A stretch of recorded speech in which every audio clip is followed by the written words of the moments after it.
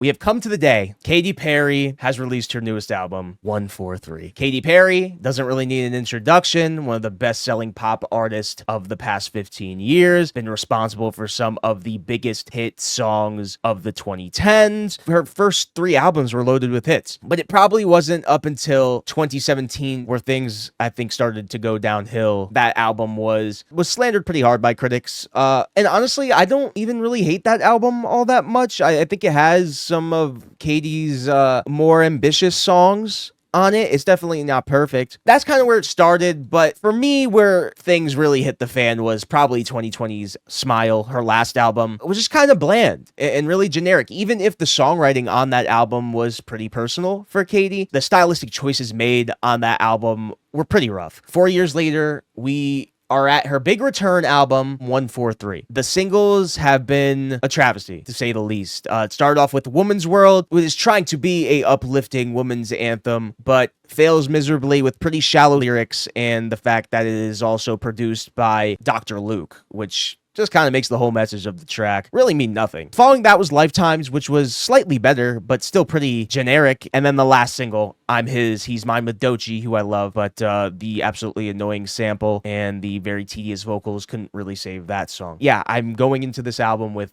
pretty low expectations, but all I'm really asking for is just give us like one song that is just like classic Katy Perry and is just like a catchy hit. Just give us one. Unfortunately, we are starting with freaking Woman's World, which I can't think of a worse way to start your album. Katy also just playing into the current trends, just doing the 80s thing. It's a pretty freaking boring synth. And like these lyrics are just like, they give nothing.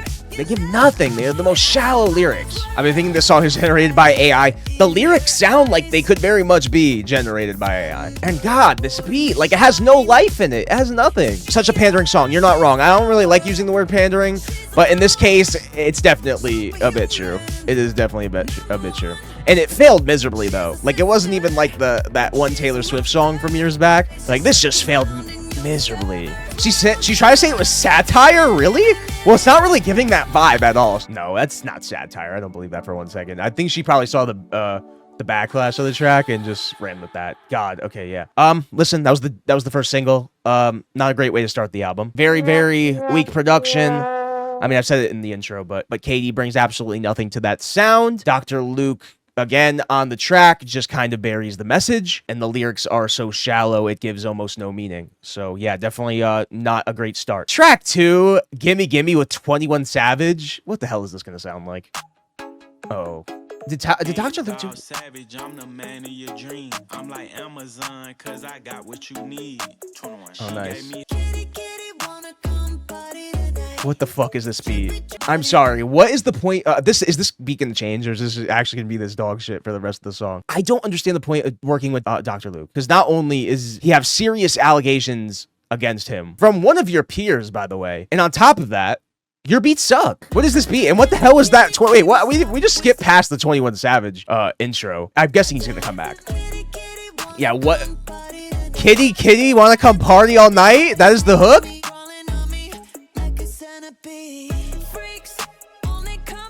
God. All right, is 21 gonna come back? Oh, here we go. God, 21 is phoning it in. Okay, this hook is annoying. This hook is so annoying. Kitty, gimme. Oh my God. 21 just came from the bag. He just came from the bag and that was it. All right, not a promising start. Yeah, I mean, I don't really know what to say to that. Just a really very, very bland, generic trap type instrumental. I mean, Dr. Luke, whenever he even attempts to do stuff like that, it's usually not very good. But God, what a god-awful chorus. Where's the energy on this song? Where's the passion? Why does she feel like she's half asleep? And 21 just phoned it in, which expected him to just kind of show up for the pop bag. Track 3 has Kim Petras on it. Are we gonna get some slut pop? Is that what we're doing? I wouldn't be mad at that. Track 3, gorgeous.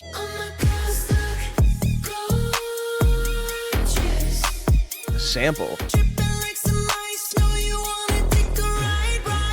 Dripping like some mice? Is that like what is that sample? That squeaky ass sample. Is she doing like a little bit of a, is this trying to be like a hyper pop thing?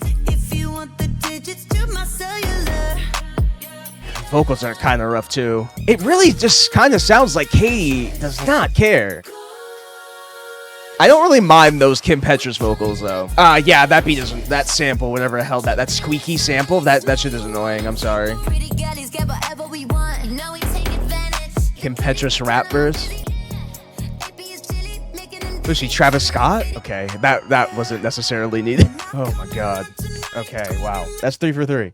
And not in the good way. Not in the good way. Oh man, that is the most obnoxious instrumental so far. That squeaky ass sample was unbearable. There's one thing I liked about that song, and it's not really much. Just like the Kim Petras vocal on like the layered vocals weren't bad. Other than that though, her Kim Petras' little rap verse there was not needed. And then again, Katy just feeling like she's bringing no effort in terms of the verses, in terms of the performance. She's giving nothing. She's giving no type of energy, no type of passion. Track 4, I'm His, He's Mine, third single with Doechii. Again, Katy playing into the trends, sampling an old hit song, reworking it into a trash-ass beat. Doechii, I hope you got the bag. I hope you got the bag. No, this part of the chorus, the la-da-dees, it's a no for me. I like Doechii. I love Doechii. Don't get me wrong. I just hope she got the bag. That's all I'll say. It's not even going to be the most popular use of the sample either.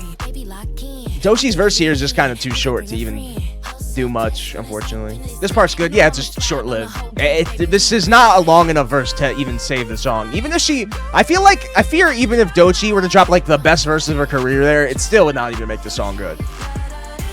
Oh, that chorus! Stop! I talked about it already. It's annoying. Another annoying sample, another tedious sample, another one that lyrically gives absolutely nothing, and writing that is pretty poor. Doechii was the best part, but she can't really save it. All right, track 5, Crush. Now we're going house now.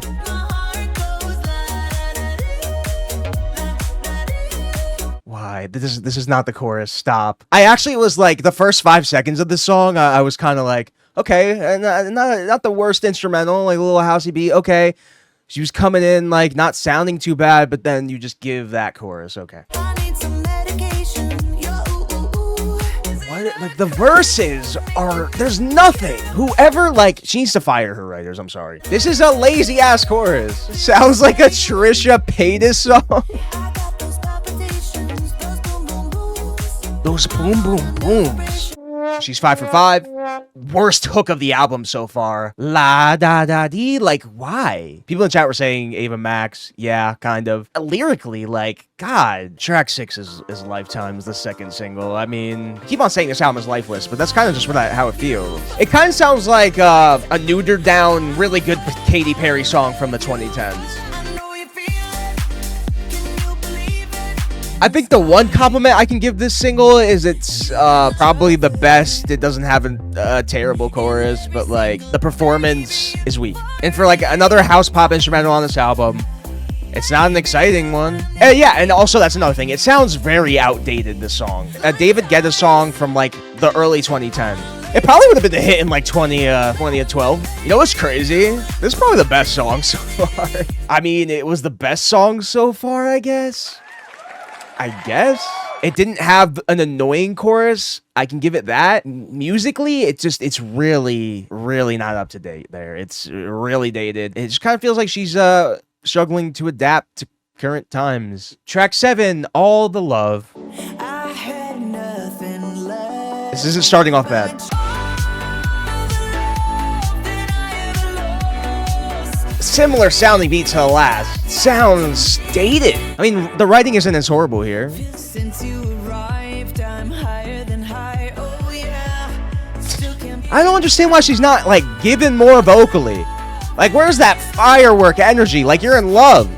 Like, where's that energy? Where's that love in your voice? Doesn't sound like you're in love. It's one of the more bearable tracks. Like, it's not unbearable. I think it's just kind of passable. Oh, here's a bridge. We finally got kind of a bridge. It's not really much of a bridge, but it's a good transition. Oh, it actually is. Wow. Oh, wow. We got a transition on this album. Wow. Another pretty dated house-ish, dance pop-ish instrumental there. I guess it was fine, but nothing of memorability there. Track 8, Nirvana. I feel like she's just like trying to find her sound here, but she cannot click on something, on just like one specific sound. She's trying to find something.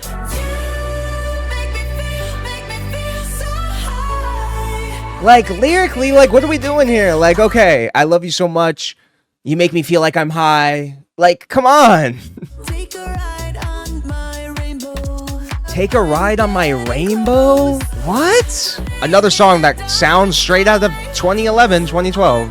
I think... All right, I'm trying to give it compliments here, you know, I'm trying. Vocally, it might have been the best, maybe? I mean, Katy's never been, like, the best vocalist ever, don't get me wrong, but she's had her moments of, like, solid vocals, good vocals. I mean, another freaking, like, house instrumental, and God, like, lyrically, damn, man, like, I love you, you make me feel high as the sky, like, what are we doing? What are we doing? There's like 12 people on these. Look at this. There's like 12 people on these writing credits. How? Track 9, Artificial with Jid. I love Jid, man. He's one to take the bag for a feature. But I will say, even if he just takes the bag for a pop feature, he doesn't usually phone it in. Like, he usually gives his full effort every time. So just give me a good ass Jid verse. That's all I want.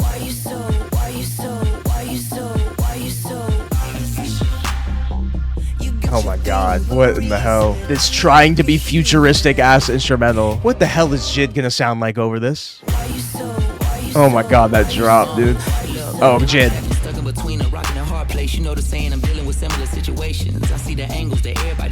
Oh my God, I can't with this instrumental, dude. However, Jid, this is why I respect the hell out of Jid. Listen, he'll definitely take the bag. He'll sell out a bit for a pop feature, but he will always bring effort, okay? He will always bring the effort. If he's gonna do a feature, he will never half-ass it, okay? He never will do that, which I respect. However, this instrumental is garbage. Oh my God, that drop, dude. Oh my God. I don't even, like, understand what the message of the song was even trying to portray. Like, it did a really poor job of trying to execute whatever the hell it was going for. Yeah, just a really, really awful, trying way too hard to be experimental, futuristic ass beat. Jid was the best part of the album so far, I guess. So there's that. Track 10, Truth. I just really cannot comprehend the decision to work with Dr. Luke. What is the drums? The drums suck. Can we go somewhere, please? If you read your history, now it makes sense. So did you, like, not know his history before? Boring. Oh, weak chorus. God, just another cheap instrumental. Like, the production on this album so far has been bad in so many different ways. It's either generic, bland, playing into popular trends, or outdated as hell. The final track, Wonder, ended off on, like, a decent note, please. One day when we're older. Is that her daughter? Does she have kids? One day when we're older. No. There we go. We're going to the 80s. It's gonna be a tribute to, like, her daughter, I guess. Yeah, the vocals on that chorus were not the best. Yeah, vocals aren't really doing it. It does kind of sound like she's going for that classic Katy Perry, huge, inspiring track. The acoustics sound kind of cheap. The acoustics sound super cheap. I respect the sentiment of the song. It's kind of cute. The sound, sonically, it kind of sucks. Another instrumental that does not sound of the times. We got a bridge.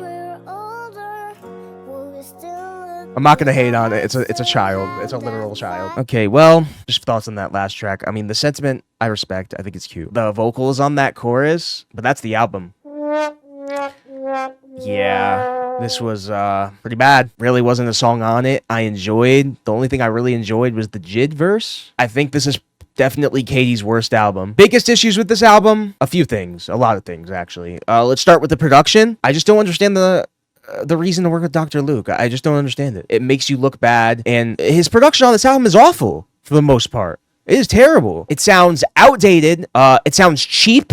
It sounds lazy, and it either plays into current trends or do stuff that would have been popular in the early 2010s. Second issue, the writing. For as many songwriters as there seems to be on this album, the writing on here sounds amateurish. It sounds like there was absolutely no effort put into most of it. A lot of the choruses on this album are pretty weak as well. Vocally, Katy's definitely not sounding in her prime, that's for sure. And just like a lot of like what they do with the mixing on her vocals here isn't the best. There wasn't really a standout vocal performance I could pick out on this album. It was a rough listen. Don't really see this album doing well. I'd be surprised if it did. I'd be surprised if there was any type of hit song on it, because it doesn't sound like it. I mean, that's going to be hard to do when most of your songs sound like songs that would have came out 10 years ago. It just doesn't seem like there was a whole lot of passion put into this album. Yeah, I mean, I just don't really see the point of releasing this. It was a really just pointless album.